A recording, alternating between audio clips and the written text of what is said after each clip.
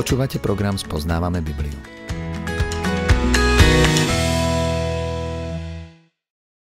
Milí poslucháči, vraciame sa k 2. kapitole proroka Joela a budeme pokračovať od 26. verša.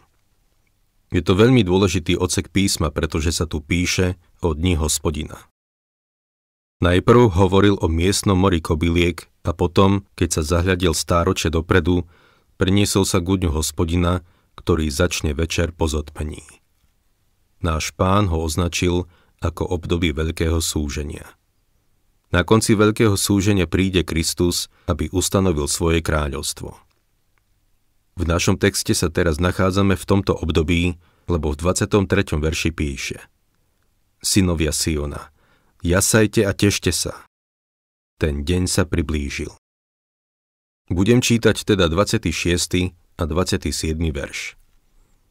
Jedávať budete do síta a chváliť meno Hospodina svojho Boha, ktorý sa k nám tak obdivuhodne správal. Môj ľud nebude navždy zahambený. Spoznáte, že ja som uprostred Izraela, že ja som Hospodín váš Boh a niet iného. A môj ľud nebude navždy zahambený. Toto sa stane, keď bude uprostred Izraela, čiže keď Kristus príde na zem a ustanoví svoje kráľovstvo. Vtedy dôjde k naplneniu všetkého materiálneho požehnania, ktoré Boh prisľúbil izraelskému národu. Starozmluvné požehnanie bolo prevažne materiálneho charakteru. Boh prisľúbil, že požehná ich krajinu a budú mať nadmernú úrodu a ich dobytku sa bude dariť a bude sa rozmnožovať. Duchovné požehnanie bolo v skutočnosti akoby sekundárne. Naproti tomu, požehnanie, ktoré Boh prisľúbil cirkvi, je duchovné požehnanie. A iba duchovné. V Kristovi Ježišovi máme všetko duchovné požehnanie. Aj keď to primárne požehnanie pre Izrael bolo materiálne, teraz sa dostávame k pasáži, v ktorej sa píše o duchovnom požehnaní pre Izrael. Je to veľmi kontroverzná pasáž písma. Pozrime sa, čo urobí. Joel 3. kapitola, 1. až 5. verš. Potom vylejem svojho ducha na každého človeka. Vaši synovia a vaše dcéry budú prorokovať. Vaši starci budú mávať sny, vaši mládenci budú mávať videnia. Aj na otrokov a otrokyne vylejem v tých dňoch svojho ducha. Dám znamenia na nebi i na zemi, krv, oheň a stĺpy dymu. Slnko sa zmení na tmu a mesiac na krv, skôr než príde veľký a hrozný deň Hospodina. Každý, kto bude vzývať jeho meno, bude zachránený, lebo na vrchu Sion a v Jeruzaleme bude záchrana, ako prisľúbil Hospodin. Medzi vyslobodenými budú tí, ktorých Hospodin povolá. O tejto pasáži písma by sa dalo povedať veľa pekných vecí. V anglických prekladoch Biblie sú tieto verše zaradené na konci 2. kapitoly. V hebrejskom texte, ako aj v tom našom slovenskom preklade, tvorí týchto 5 veršov samostatnú kapitolu. Ich dôležitosť si zaiste zasluhuje samostatnú kapitolu. Na pochopenie tohto proroctva je nesmierne dôležité uvedomiť si čas jeho naplnenia, ako samotný text naznačuje úvodným slovom potom. Joel nám píše o budúcom dni Hospodina. Predstavil ho ako prvý píšucí prorok a dáva nám vedieť, čo sa počas tohto obdobia stane. Dôraz kladie na to, že to obdobie začne temnotou veľkého súženia. Tak ho pomenoval náš Pán Ježiš. V Ozeášovi sme videli dôležitosť jeho časového sledu. V 3. kapitole v 5. verši Ozeáš píše: Potom sa Izraeliti obrátia a budú hľadať Hospodina svojho Boha a Dávida svojho kráľa. S bázňou sa obrátia k Hospodinovi a jeho dobrote v čase, ktorý príde. Posledné dni sme určili ako obdobie veľkého súženia, ktoré predchádza kráľovstvu po Kristovom príchode na zem, čo je začiatok milénia, 1000-ročného kráľovstva.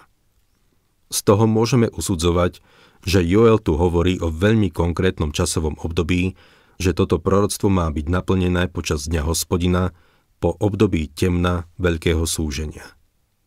potom Boh vyleje svojho ducha na každého človeka. Hoci Joel je prvý z píšucich prorokov, nespomína vyliete ducha ako jediný. V Izeášovi v 32. kapitole 15. verši čítame: Až bude na nás vyliatý duch z výsosti, z púšte sa stane ovocný sad a ten sad budú pokladať za les. Izaiáš tu hovorí o kráľovstve, ktoré bude na zemi, a to vyliete ducha odkazuje na 1000-ročné kráľovstvo. Samozrejme, ani jeden z prorokov nehovoril o veku cirkvi. O posledných dňoch hovorili v súvislosti s izraelským národom. V Ezechielovi 36.27 sa píše: Dám svojho ducha do vášho vnútra a spôsobím, aby ste chodili podľa mojich ustanovení, zachovávali a plnili moje nariadenia. A potom pokračuje: Žiť budete v krajine, ktorú som dal vašim otcom, budete mojim ľudom a ja budem vaším Bohom. Hovorí tu konkrétnemu národu a o konkrétnej krajine, o Izraeli. Takisto ide o konkrétne časové obdobie, keď Boh vyleje svojho ducha. V 37. kapitole v 14. verši Ezechiel takisto píše: Vložím do vás svojho ducha, ožijete a zložím vás na vašu pôdu. Potom spoznáte, že ja, Hospodin, som povedal i splním to. Znie výrok Pána Hospodina. A to nie je všetko. Ezechiel 39.29. Už nikdy neskryjem svoju tvár pred nimi, lebo vylejem svojho ducha na dom Izraela. Znie výrok Pána Hospodina. Zachariáš je posledný z píšucich prorokov a on v 12. kapitole 10. verši píše: No na Dávidov dom a na obyvateľov Jeruzaléma vylejem ducha milosti a úpenlivých prozieb. Potom budú hľadiť na mňa, ktorého prebodlí. Budú nad ním nariekať, ako sa narieka nad jedináčikom, a bedákať, ako sa bedáka nad prvorodeným. V tejto pasáži, ktorú teraz preberáme, Joel takisto jasne ukazuje na konkrétne miesto. Každý, kto bude vzývať jeho meno, bude zachránený. Lebo na vrchu Sion a v Jeruzaleme bude záchrana. Týka sa to konkrétneho miesta na mape. Otázka znie: čo mal Peter na mysli, keď v deň letníc citoval túto pasáž písma? Mal na mysli to, že sa toto Joelovo proroctvo naplnilo? Nie, to nepovedal. Nikdy netvrdil, že sa toto proroctvo naplnilo. V deň letníc, keď Duch Svätý zostúpil na učeníkov, začali kázať Židom, ktorí prišli do Jeruzalema zo všetkých kútov Rímskej ríše. Všetci počuli tú zvesť vo svojom vlastnom jazyku. V tomto prípade to neboli neznáme jazyky. Počuli ich hovoriť v ich rodnom jazyku. Mnohí uverili, no iní sa učeníkom začali posmievať a vraveli, že sú opití, naplnení vínom. Šimon Peter sa teda postavil a odpovedal im. Vystúpil ako ich hovorca a odpovedal na ich obvinenie, že sú opití. V Skutkoch 2. kapitole v 14. a 15. verši sa píše: Judskí muži a všetci obyvatelia Jeruzalema, pozorne počúvajte moje slová a uvedomte si. Títo ľudia nie sú opití, ako sa domnievate. Veď je iba 3. denná hodina. Peter povedal, že ráno ľudia nebývajú opití. Dnes je to trochu iné. Niektorí začnú piť zavčas rána. Peter pokračoval, 16. verš. Ide však o to, čo povedal prorok Joel. Ako vidíme, Peter tu nehovorí, že ide o naplnenie toho, čo Joel povedal. Všetci písatelia evanjelií, ako aj apoštol Pavol, sa vyjadrovali veľmi jasne, keď išlo o naplnenie nejakého proroctva. Nemôžem všetky tie pasáže ani vymenovať. V Matúšovi v 2. kapitole v 17. a 18. verši napríklad čítame: Vtedy sa splnilo, čo povedal prorok Jeremiáš. Hlas bolo počuť v ráme, plač a veľký nárek. Ráchel oplakávala svoje deti a nechcela sa dať potešiť, lebo ich už niet. Toto bolo splnenie proroctva, ktoré sa týkalo udalostí v spojitosti s narodením Krista. Prejdeme k 23. veršu. Tam sa usadil v meste, ktoré sa volalo Nazaret. Tak sa splnilo to, čo hovorili proroci, že sa bude volať Nazarecký. Alebo sa pozrime na Skutky 13, kde Pavol káže v Pizíckej Antiochii a hovorí o vzkriesení Ježiša Krista. My vám zvestujeme, že prisľúbenie, ktoré dostali naši otcovia, Boh splnil nám, ich deťom, keď vzkriesil Ježiša, ako je napísané v 2. žalme. Ty si môj syn, ja som ťa dnes splodil. Biblia je veľmi konkrétna, keď ide o naplnenie proroctva. Čo teda Peter hovorí v Skutkoch v 2. kapitole v 16. verši? Ide však o to, čo povedal prorok Joel. Nehovorí, že ide o splnenie toho, čo Joel predpovedal. Povedal, ide o to. Čiže sa to podobá, alebo je to tomu podobné. Keď sa v myšlienkach prenesieme ku dňu letníc, uvedomíme si, že Peter nerozprával pohanom. Hovoril Židom, ktorí sa učili starú zmluvu. Poznali starú zmluvu.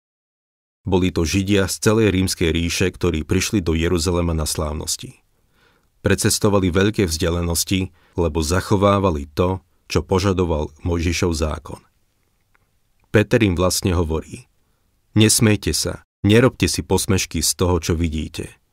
Toto, čo sa deje, je ako to, čo sa stane v deň Hospodina, ako nám o tom povedal prorok Joel. Cituje Joelovo proroctvo. V posledných dňoch, hovorí Boh, vylejem svojho ducha na každé telo. Toto sa má stať v posledných dňoch. Potom Boh vyleje svojho ducha na každé telo. Splnilo sa to v deň letníc. Ťažko. Zažili to iba tí, ktorí sú vymenovaní v predchádzajúcej kapitole. A 3000 uverilo. Aj keby ich uverilo 300 000, stále by to nebolo vylietie ducha na každé telo. Ešte stále by nešlo o naplnenie Joelovho proroctva.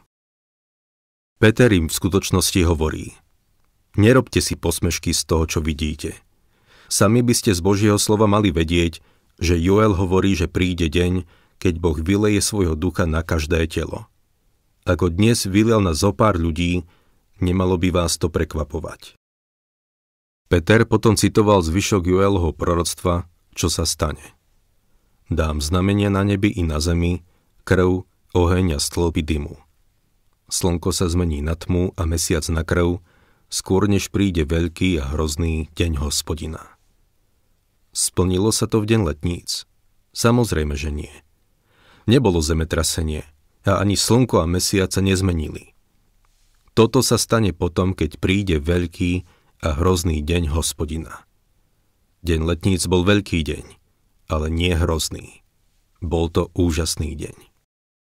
Milý poslucháč, keď pochopíme knihu proroka Joela, nebudeme môcť dospieť k záveru, že Peter tvrdil, že Joelovo proroctvo sa splnilo v deň letníc.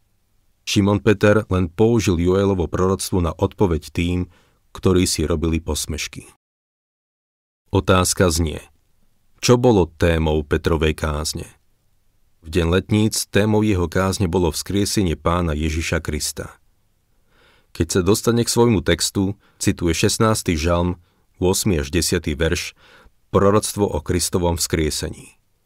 Pozrime sa na to, ako ho vzťahuje na Krista. Tohto Ježiša Boh vzkriesil a svedkami toho sme my všetci. Bol vyvýšený Božou pravicou a prijal od Otca prisľúbeného Ducha Svätého, vylial ho a vy to teraz vidíte a počujete. Záver toho, čo Joel i Peter hovoria, je toto. Každý, kto bude vzývať jeho meno, bude zachránený. Toto je jedna z mnohých pasáží, ktoré ma vedú k presvedčeniu, že tá najväčšia záchrana nás ešte len čaká v budúcnosti. Verím, že viac ľudí bude spasených ako zatratených. Súhlasím so Spurgeonom, podľa ktorého Boh viac ľudí získa, ako stratí. Keď Kristus príde na zem, aby ustanovil svoje kráľovstvo, nastane obdobie, keď sa ľudia budú obracať k Bohu viac, ako kedykoľvek predtým. Aj počas obdobia veľkého súženia sa veľa ľudí obráti k Bohu. Oveľa viac, ako počas veku cirkvi. Petrovým hlavným bodom kázne je vzkriesenie Ježiša Krista, ktorého Boh urobil Pánom a Kristom. Dôraz nekladie na ten úkaz, ktorého boli svedkom.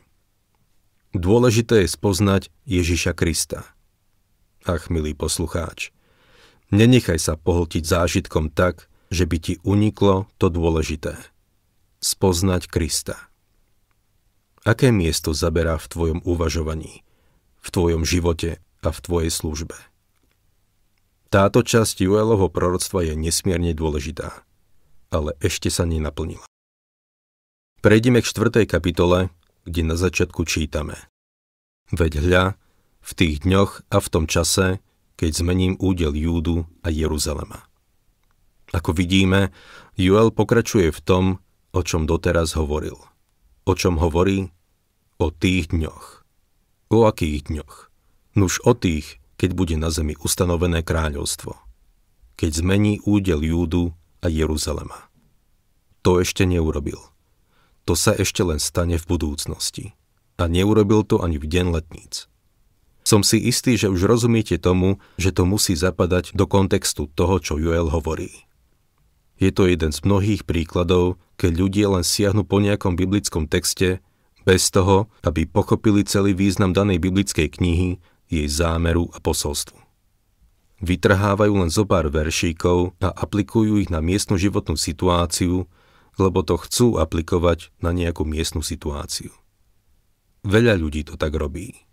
A úprimne povedané, milí poslucháči, preto študujeme Bibliu týmto spôsobom. Preberáme ju postupne, ako ideme.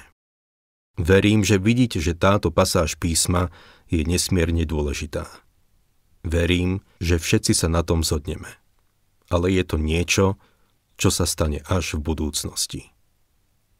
Na budúce sa bližšie pozrieme na 4. kapitolu.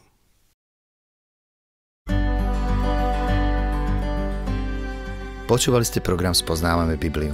Ak sa vám program páčil alebo vás oslovil, budeme naozaj radi, ako odporúčite ďalej, alebo ak nám vaše komentáre a podnety pošlete na e-mail spoznavamebibliu@gmail.com, alebo ak ich napíšete priamo pod toto video. Krátke zamyslenia k programom nájdete aj na facebookovej a instagramovej stránke s názvom Spoznávame Bibliu. Relácie sú tiež dostupné na vypočutie a stiahnutie na hlavných podcastových platformách ako Spotify, Apple a Google Podcast. Tešíme sa na vaše reakcie.